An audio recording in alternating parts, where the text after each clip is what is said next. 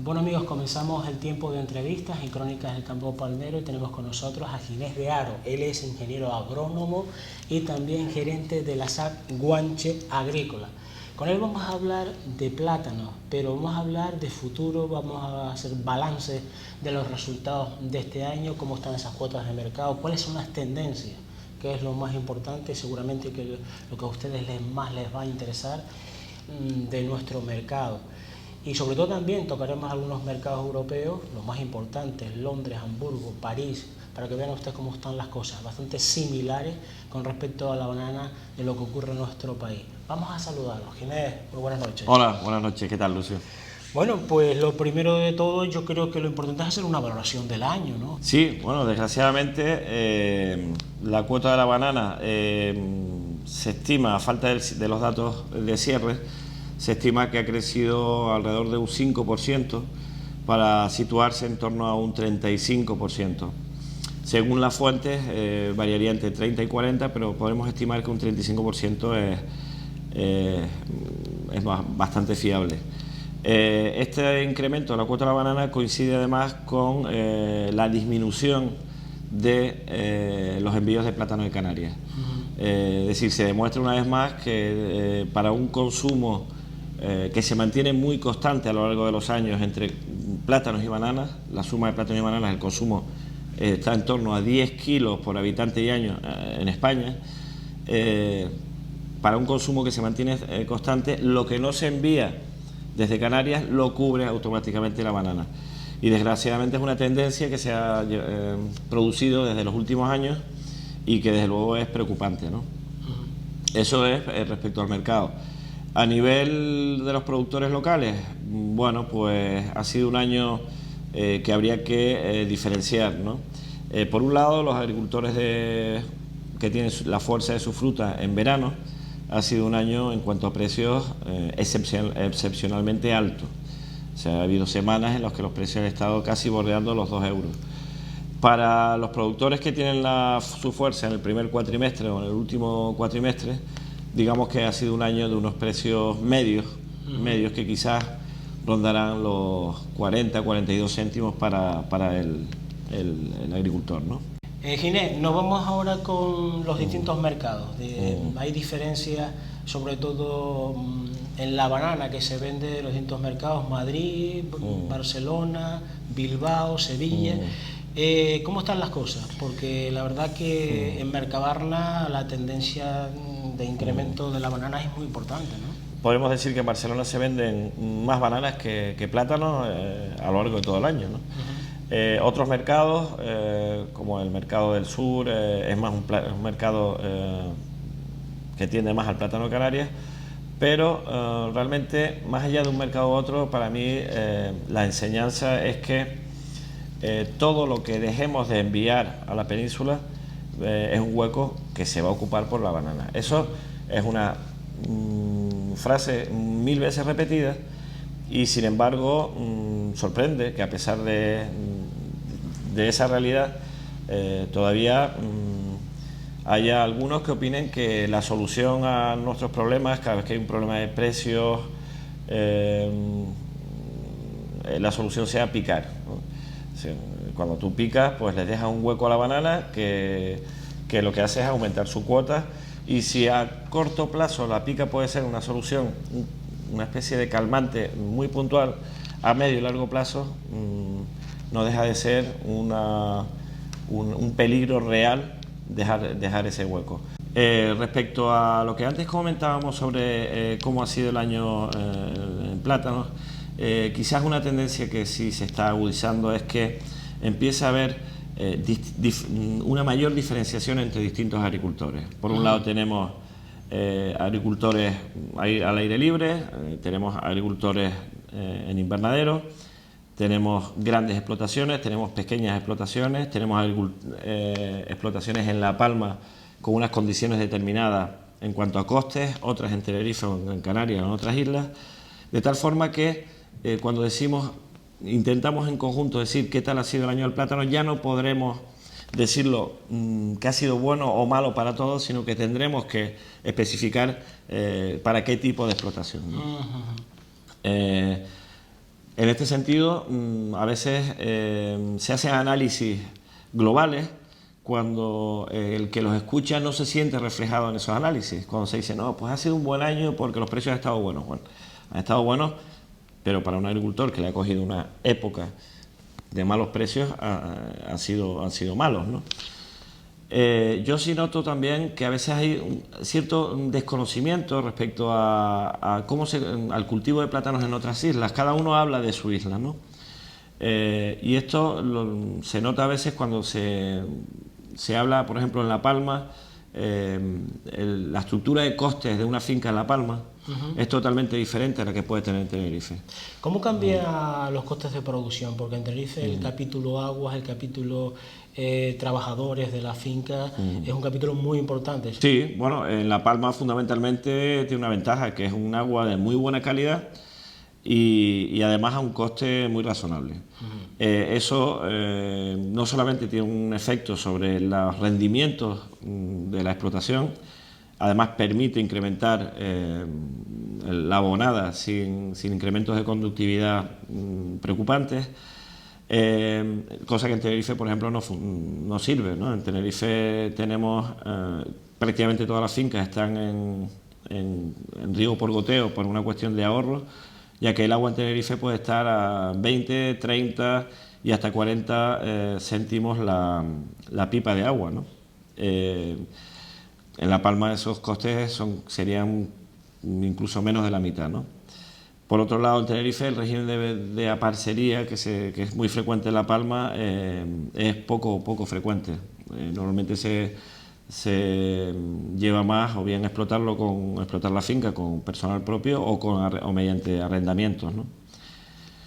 Quizás lo que se ha visto también en estos años es una tendencia a la disminución de explotaciones pequeñas. Es decir, da la impresión que el umbral, el tamaño mínimo a partir del cual una finca sirve de medio de sustento para una familia, cada vez va aumentando. Es decir, eso se puede entender fácilmente. Hace poco tiempo una familia que tuviera un agricultor con una fanega de plátanos, digamos que tenía unos ingresos familiares más o menos garantizados. Lo que se está viendo ahora es que la rentabilidad por explotación ha disminuido. ¿Por qué? Pues porque los costes no han dejado de subir y los precios percibidos por el agricultor, si tenemos en cuenta el IPC, realmente se mantienen bastante a niveles similares a años anteriores. Por tanto, la rentabilidad ha ido aumentando. Eso obliga a que las explotaciones cada vez sean mayores, ¿no? De hecho, se está detectando una reducción de pequeñas explotaciones. También ahí influye posiblemente el tema del relevo generacional. La superficie total, de todas maneras, afortunadamente no se ha reducido, lo cual demuestra que este cultivo sigue siendo, en las actuales condiciones, pues rentable, puesto que si no se habrían reducido las superficies, ¿no? Te voy a proponer ahora un caso práctico. Imagínate una fanega o dos fanegas en Tenerife y una fanega o dos fanegas en la isla de La Palma. Hablamos de costes de producción, hablamos de compras de insumos, más o menos, pues, ¿cómo están las cosas? Porque siempre, como tú nos decías al micrófono cerrado, siempre está la guerra entre los grandes y los pequeños, que si los palmeros tenemos menos costes de producción que los de Tenerife, que ellos consiguen comprar insumos más baratos, en fin, no nos entendemos en ese tema. Hombre, cada isla tiene sus peculiaridades y dentro de cada isla, como decía antes, fincas grandes, fincas pequeñas, al aire libre, invernaderos, cada una tiene una estructura de costes diferentes y tiene unas ventajas y tiene un inconveniente. Quizás, como decía antes, la enorme ventaja en La Palma es el coste del agua y su excelente calidad. Por otro lado, es cierto que estar en La Palma supone a veces una doble insularidad en muchos aspectos y algunos insumos tipo abonos y otro tipo de recursos para la finca, pues quizás son más baratos en cuanto que se compran más volumen de productos. Las diferencias por islas son difíciles de determinar y de hecho creo que hay un estudio de costes que está llevando a cabo Asprocan para determinar exactamente cuáles son nuestros costes reales en función del tipo de explotación, ¿no?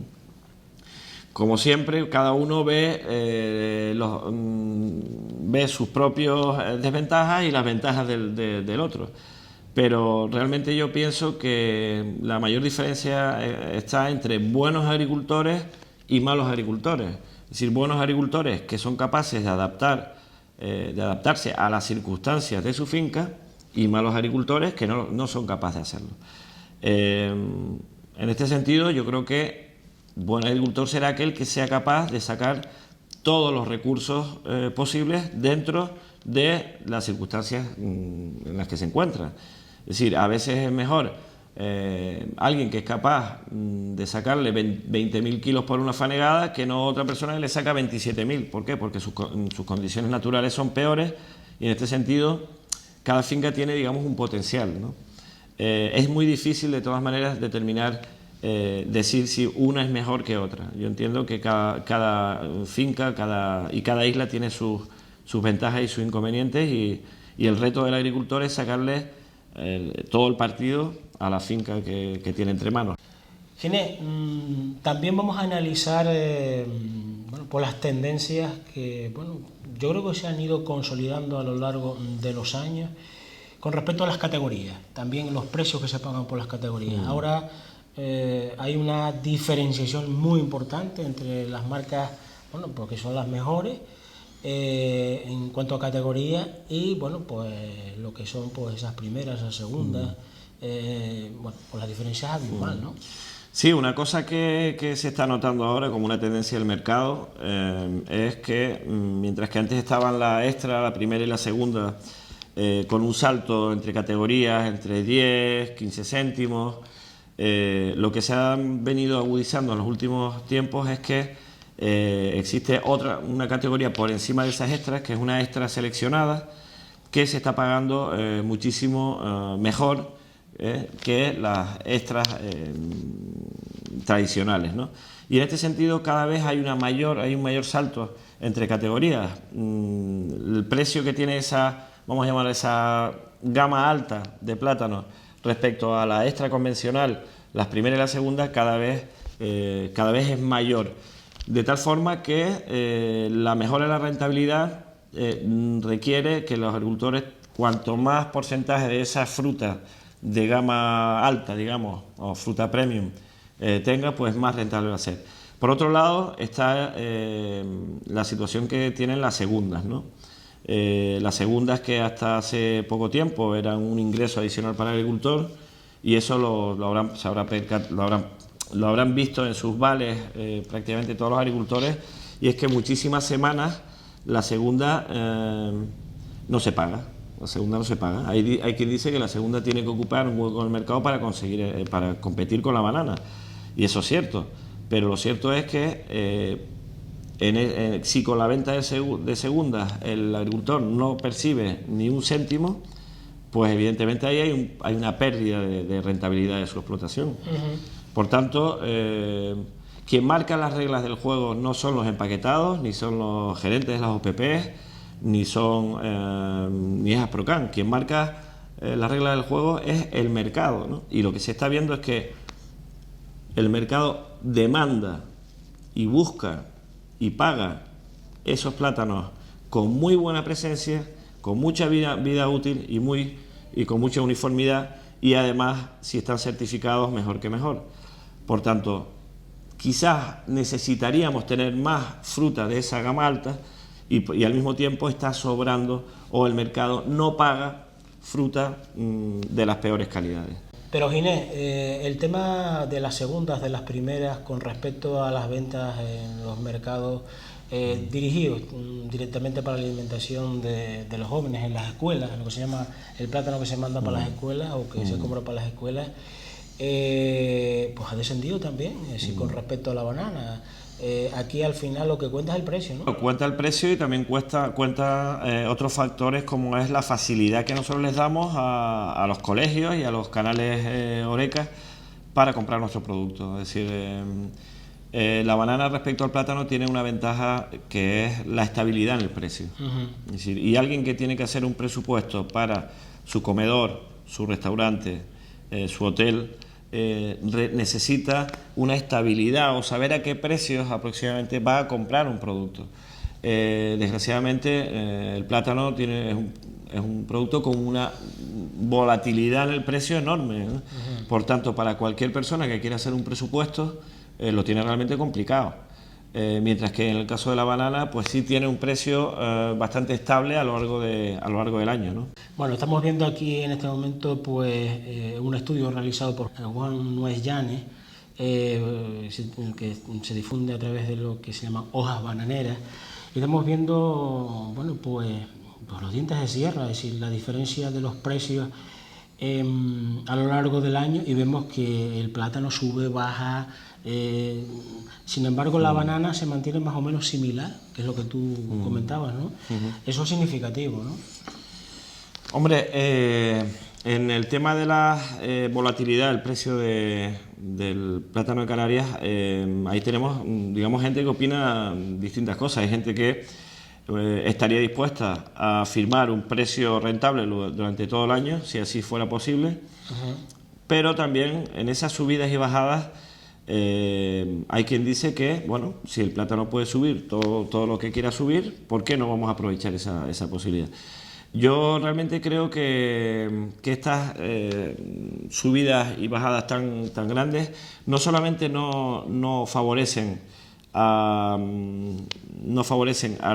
madurador ni al consumidor propiamente, ni en mi opinión tampoco benefician al agricultor, puesto que realmente cuesta mucho hacer una estimación o prever con tiempo cuánto estiércol puedo ponerle o cuánto abono puedo ponerle o qué inversión puedo hacer en mi finca, cuando realmente a la estacionalidad de la producción tengo que añadirles una exagerada volatilidad de los precios, con lo cual realmente me puedo encontrar con que cuando me llegue la subvención pues ya la tengo gastada, porque con lo que me ha dado el mercado, como me coja una época de malos precios, es que no. Entonces yo entiendo que deberíamos tender a una mayor estabilidad, que de momento pues desgraciadamente no se da, ¿no? ¿Por qué ocurre esto? ¿Quién tiene la culpa de este tema? ¿Los maduradores receptores o las grandes superficies, Ginés? Bueno, realmente el precio, según un estudio de José Juan Cáceres, un profesor de la universidad, el precio del plátano, sobre todo, depende de los envíos que nosotros realicemos. Es decir, el precio del plátano va a depender de la cantidad de plátano que hay en el mercado. También influye otros aspectos como la cantidad de banana, y cada vez más la cantidad de banana influye, y el precio de la banana también influye sobre nuestro precio. Realmente se trata de un producto perecedero en el que la oferta y la demanda es la que manda, y es una situación que veo muy complicado suavizarla a corto plazo, ¿no? Bueno, específicamente aquí vemos una subida del precio del plátano abismal a partir del mes de junio-julio, abismal, es decir, barbaridad. Aquí estamos en un 80 salidas de los mercados, y después se sumará lo de los grandes lineales con respecto a la banana, que inclusive bajó en esos meses de verano. Es decir, al final el ama de casa se va por lo más barato, ¿no? Bueno, es verdad que en verano ha habido una cantidad de plátano especialmente bajas. Estábamos sobre 4 millones de kilos, alrededor de esa cantidad. En esas condiciones el precio subió tanto que en ocasiones la diferencia de precio entre plátano y banana para una ama de casa era de más de €1 de diferencia por un kilo de plátano. Que lo normal es 30 céntimos. Suele estar sobre los 30 céntimos, 25 o 30 céntimos. Entonces, realmente en verano quien compró un plátano de Canarias es porque realmente era muy aficionado al plátano de Canarias, y además podía permitirse comprarlo, porque los precios han estado especialmente altos. ¿Es bueno o malo? Hombre, yo creo que a medio plazo estas subidas y bajadas no son buenas, porque sin duda es muy posible que este verano alguna ama de casa que no estaba dispuesta o no podía pagar esa diferencia de precios, y quería llevarse banana para ella o para sus hijos, pues es posible que haya probado la banana y haya dicho, oye, pues me resuelve la merienda, no está tan mal, tiene un buen aspecto, y a partir de ese momento es posible que hayamos perdido la fidelidad de ese ama de casa respecto al plátano de Canarias. También nos preocupa, bueno, pues que exista cierta determinada vigilancia en los lineales para que no se dé gato por liebre. Ahora hay una figura que es la IGP, se ha dicho por parte de Asprocan, que es la herramienta legal para poder sancionar o poder contrarrestar ese fraude que se produce normalmente y que se ha detectado muchas veces, ¿no? Pero ciertas y determinadas personas del sector hablan de que es una herramienta corto recorrido, porque quien lo lleva sería el ICA, el Instituto Canario, y que eso cuando en Península pues tendría que llevarlo el Ministerio. Es decir, no se tiene muy claro cuál es el elemento sancionador y cuál es el que, aparte de los protocolos que hay que hacer para diferenciar por lo que es banana y lo que es plátano. Sí, ¿cuál sería tu valoración? Bueno, en principio la idea es buena. Se detectó en su momento que era bastante frecuente el dar gato por liebre. De hecho, en algún lado leí la cifra de un 10, un 15% de banana que se vende como plátano de Canarias, lo cual es muchísimo dinero. Y entiendo que el objetivo inicial de la IGP era limitar este fraude, y para eso pues se han establecido unos registros de maduradores y demás para, en cierto modo, intentar limitarlo. Es cierto que la IGP todavía es una herramienta que está recién nacida, que a su vez supone una serie de transformaciones en la manera de trabajar en el campo y respecto a libros de registros y una serie de normativas que lleva la IGP. Y también es cierto que entiendo que hay que seguir avanzando en el sentido de que podamos decir sin ningún género de dudas si un señor está cometiendo fraude vendiendo bananas como plátano.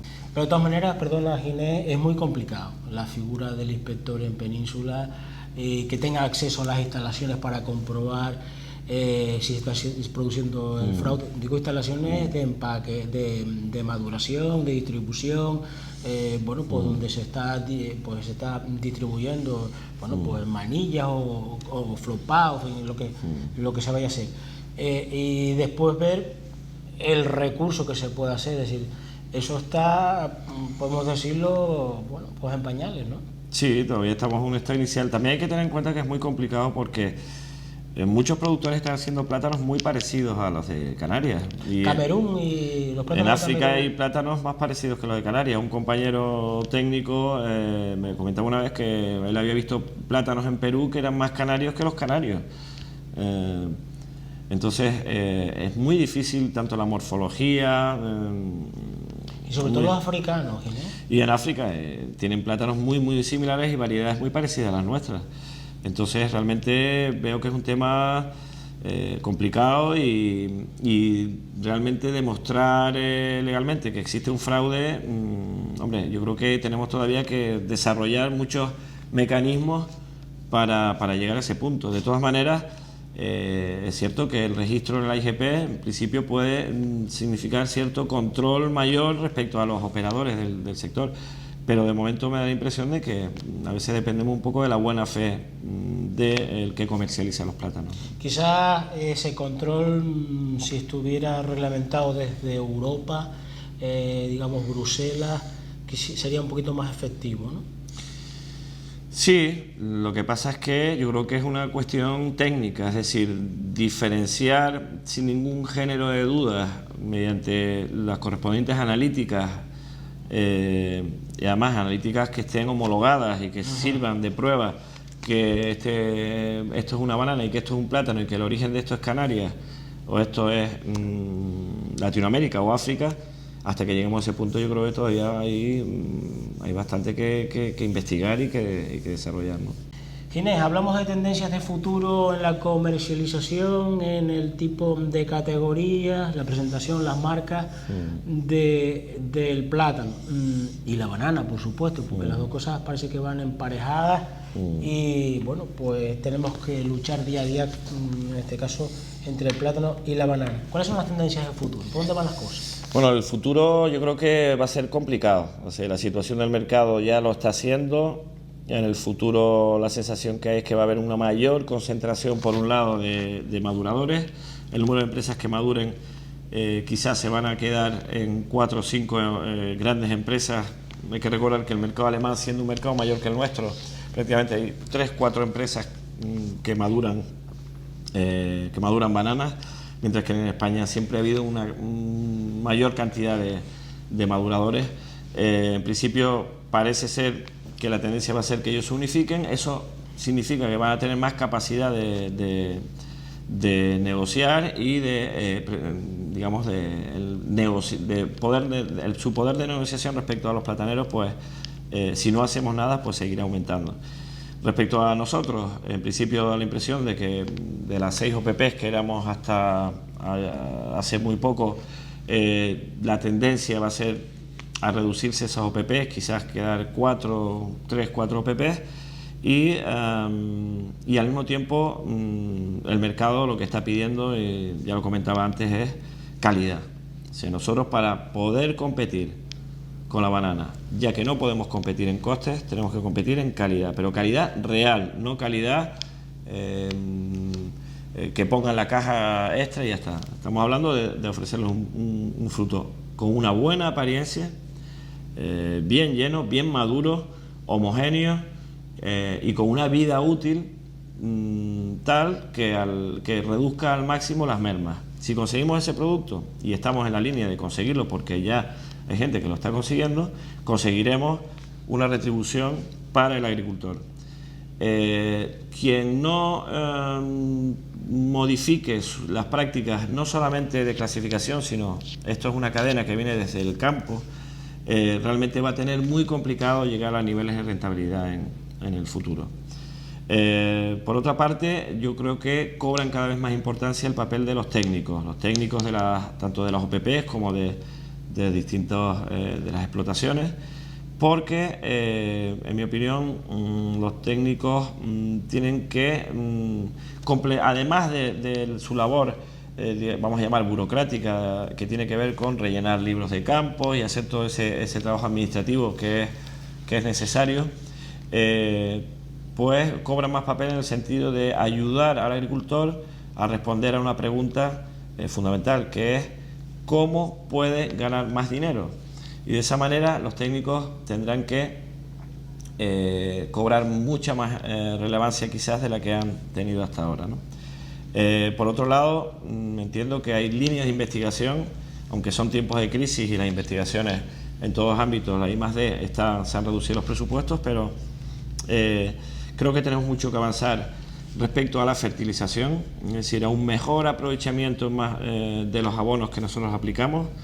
Por supuesto, avanzar en la fertilización del plátano ecológico, es decir, conseguir plátano ecológico sin una merma sustancial de los rendimientos de este plátano, y ahí sobre todo influye la aportación de nitrógeno.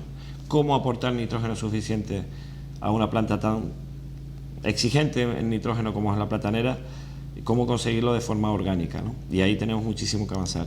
Por otro lado, también el uso más eficiente de recursos como son agua y el tema de los fitosanitarios.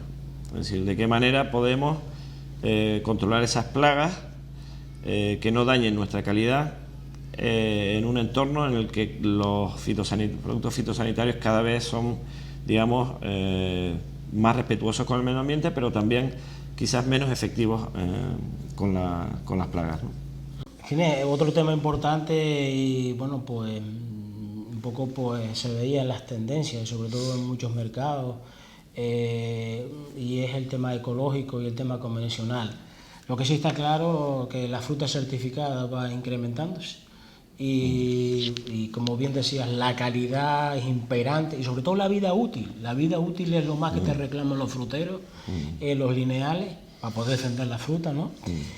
Pero la fruta ecológica, que es la tendencia natural a la que tenemos que optar y es, bueno, pues en muchos mercados europeos, bueno, la perita en dulce, es difícil de conseguirla, teniendo en cuenta la rentabilidad y sobre todo porque en este momento pues habría que hacer unos aportes de nitrógeno importantísimos y de una manera natural pues el plátano pues es difícil que conseguirlo. Habría que investigar, habría que trabajar mucho más en eso, como bien decías antes, para intentar conseguir pues equilibrar esos costes y por supuesto las ganancias en fincas ecológicas, ¿no?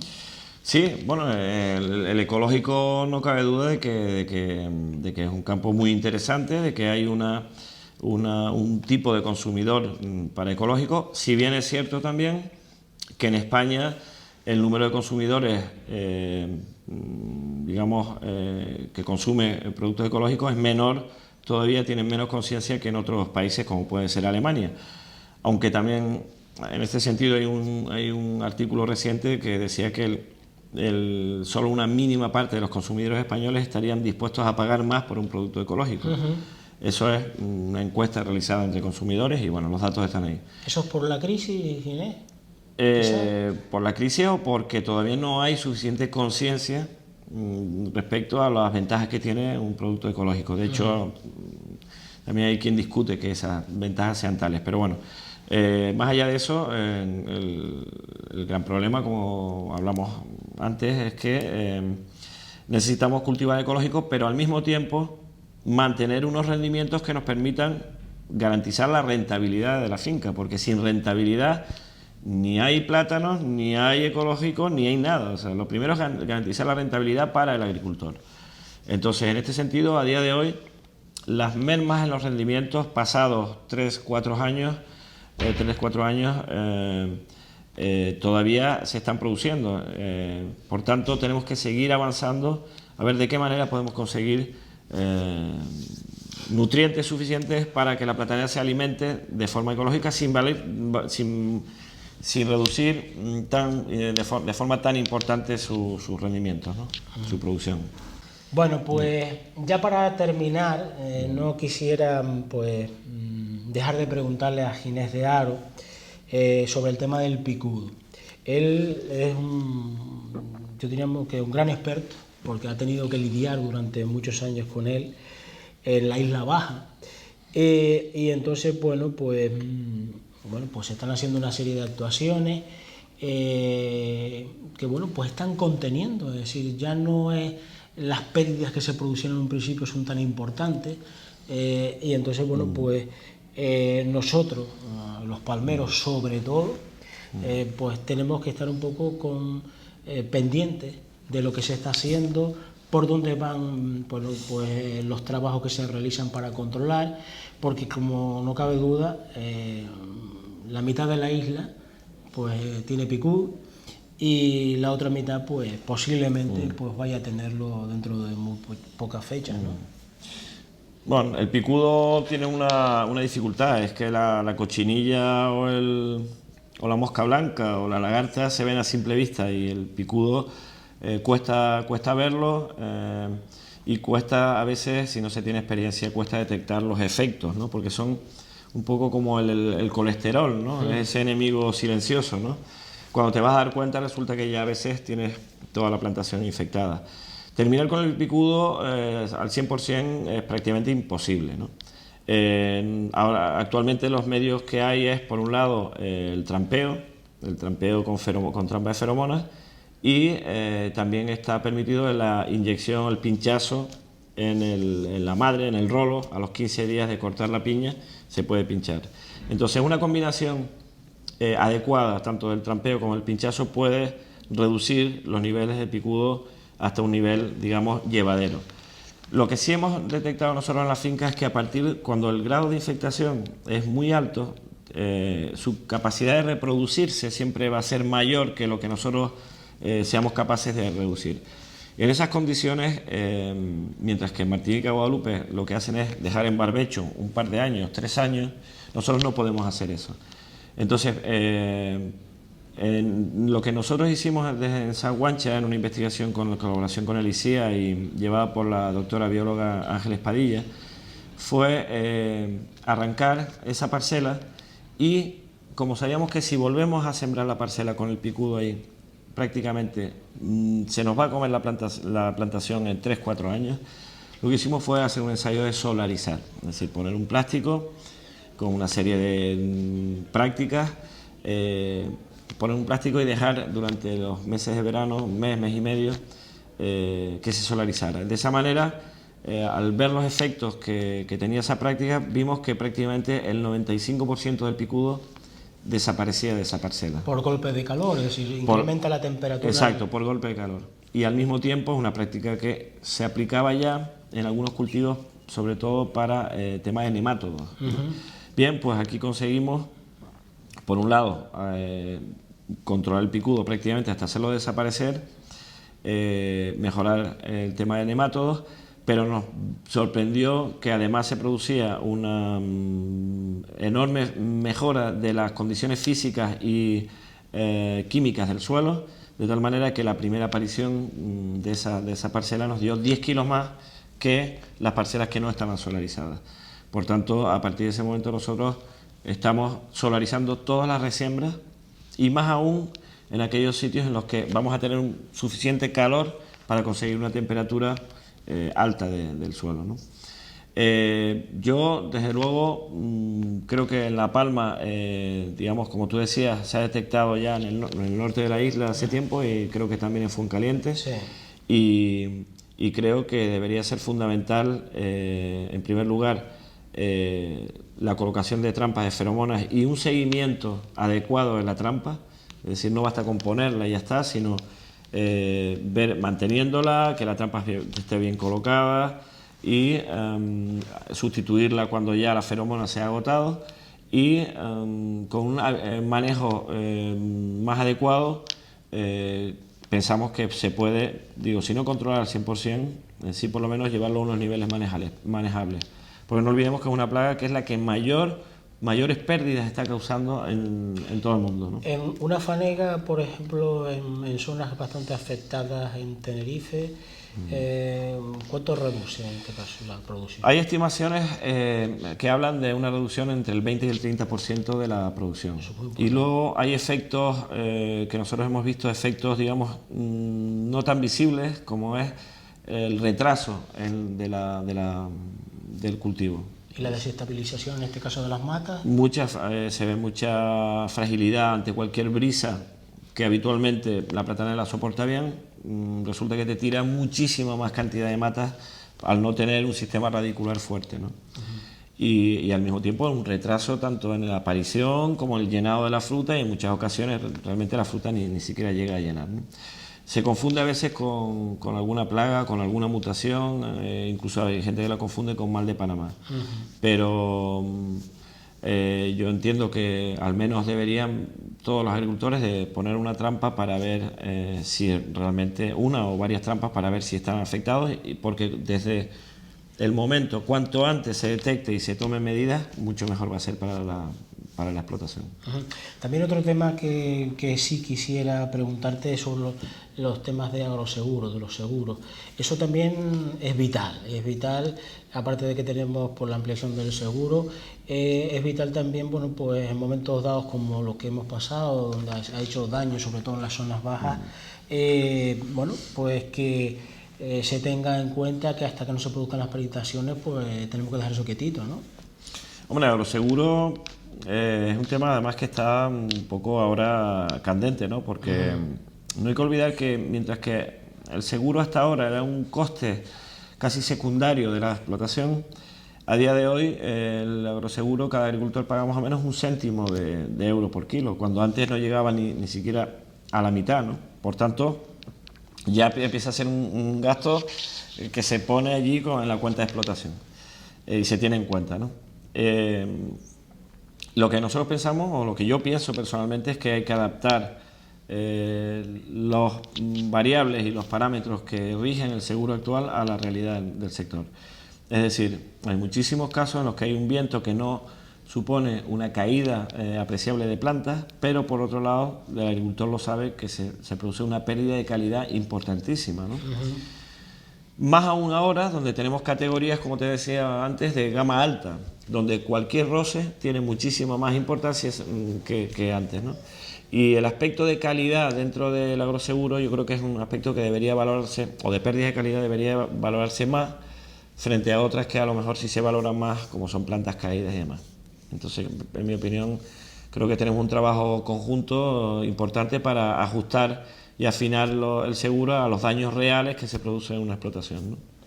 Ginés, otra cosa también importante en el tema de las afecciones del plátano es los golpes de calor, pero no porque se produzca un incremento de las temperaturas, sino por la luz solar. Es decir, en últimos tiempos se está detectando que la radiación que proviene del sol pues, está incrementándose y se producen muchas quemaduras, ¿no?